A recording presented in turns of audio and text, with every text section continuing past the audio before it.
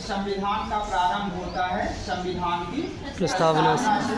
और संविधान की प्रस्तावना में जो संविधान के निर्माताओं के उद्देश्य हैं या हमारे संविधान के जो उद्देश्य हैं, उनके आदर्शों हैं, उनकी आकांक्षाएं हैं या संविधान निर्माताओं के विचारों को जानने की बुद्धि कहा जाता है हमारी प्रस्तावना को।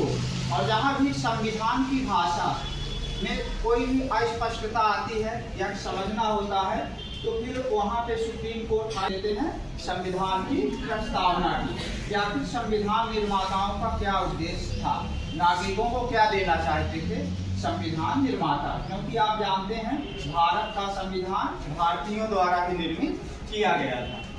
तो आपको पता होगा कि पंडित जवाहरलाल नेहरू ने संविधान की प्रस्तावना को उद्देश्य प्रस्ताव के नाम से संविधान सभा में प्रस्तुत किया था। किस तारीख को?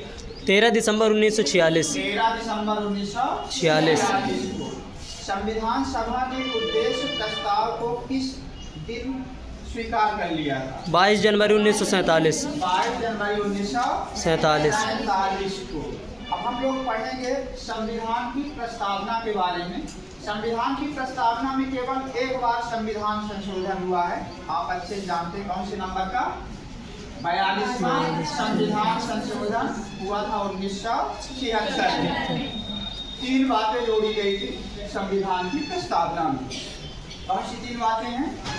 समाजवादी, अंतर्निरपेक्ष और राष्ट्रीय अखंडता। ये 3 शब्द जोड़े गए थे और परीक्षाओं में ये 3 शब्द पूछे जाते अक्सर। तो हम लोग इन 3 शब्द को जोड़ के संविधान की प्रस्तावना का अध्ययन करेंगे। एक बार सामूहिक रूप से करेंगे क्योंकि हम बोलेंगे एक बार और आप लोग उसी का रिपीट करेंगे। तो प्रारंभ करते हैं हम लोग संविधान की प्रस्तावना को। हम भारत के लोग, हम भारत के लोग भारत को एक संपूर्ण प्रभुत्व संपन्न समाजवादी पंथनिरपेक्ष लोकतंत्रात्मक गणराज्य बनाने के लिए तथा उसके समस्त नागरिकों को सामाजिक आर्थिक और राजनैतिक न्याय विचार अभिव्यक्ति विश्वास धर्म और उपासना की स्वतंत्रता प्रतिष्ठा और अवसर की समता प्राप्त कराने के लिए तथा उन सब में व्यक्ति की गरिमा और राष्ट्र की एकता एवं अखंडता सुनिश्चित करने वाली बंधुता बढ़ाने के लिए दृढ़ संकल्प होकर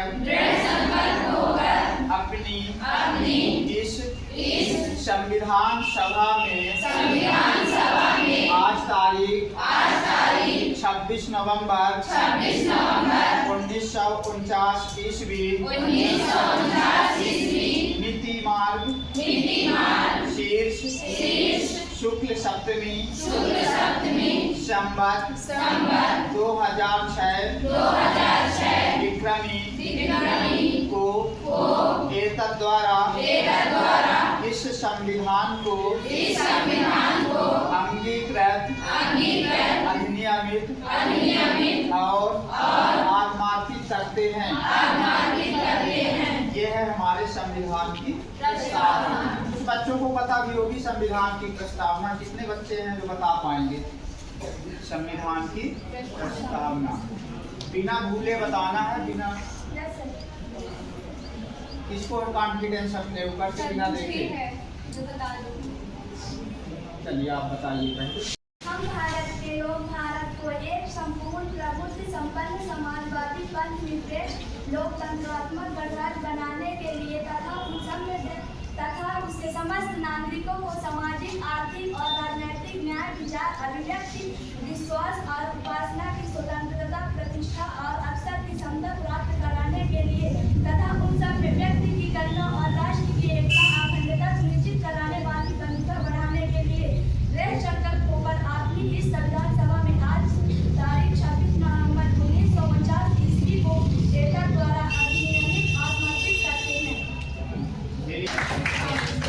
दो शब्द जो बचे हुए हैं आप लोग ध्यान से सुनेंगे प्रस्तावना को, और उन शब्दों को कमेंट में आप बताएंगे कि कौन से शब्द इनके द्वारा छूट गए हैं। फिलहाल आगे बढ़ेंगे हम लोग।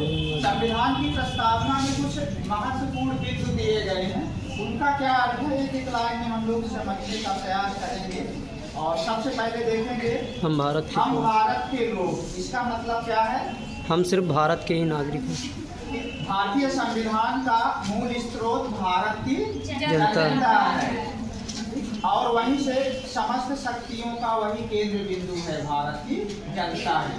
यानी संविधान को कहाँ से ताकत मिली है? जनता ने दिया है अपने सारे अधिकार संविधान के द्वारा।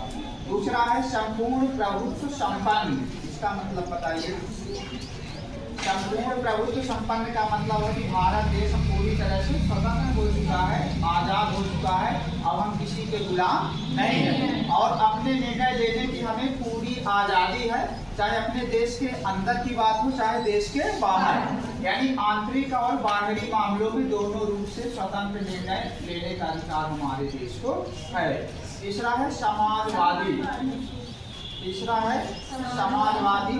समाजवादी का मतलब है यहाँ पे कि जो उत्पादन के साधन है, संपत्ति हो या जो भी उत्पादन के साधन है, भूमि हो, या इसमें सार्वजनिक अधिकार है, और उत्पादन सरकार प्रयास करेगी कि कुछ व्यक्तियों के हाथ में केंद्रित ना होने पाए उत्पादन के साधन।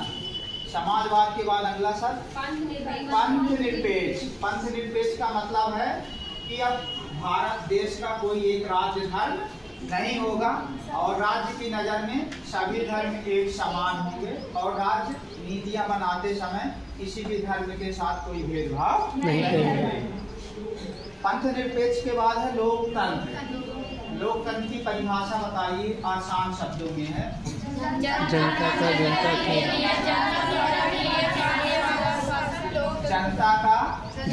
के लिए जनता के लिए जनता द्वारा किया जाने वाला शासन। ये परिभाषा है अब्राहम लिंकन की, अमेरिकन राष्ट्रपति से उन्होंने की।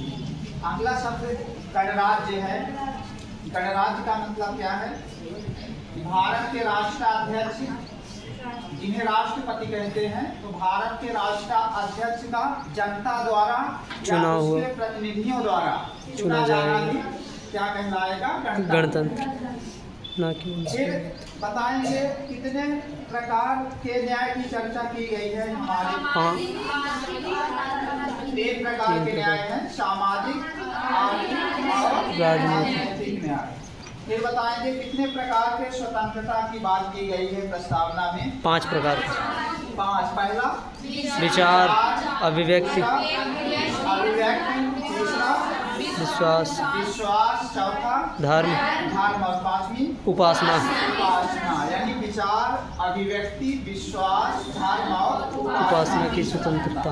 2 प्रकार के समानता की चर्चा की गई है, प्रतिष्ठा और अवसर। प्रतिष्ठा और अवसर।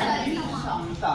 अगला बताएंगे किस तारीख को भारत का संविधान अधिनियमित, अंगीकृत, अधिनियमित और आत्मार्पित किया गया था? 26 नवंबर 1949।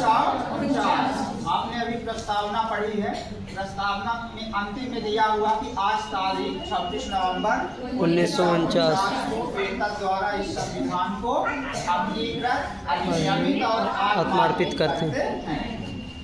भारत का संविधान जानते कब बन के तैयार हो गया था? 26 नवंबर 1949 को।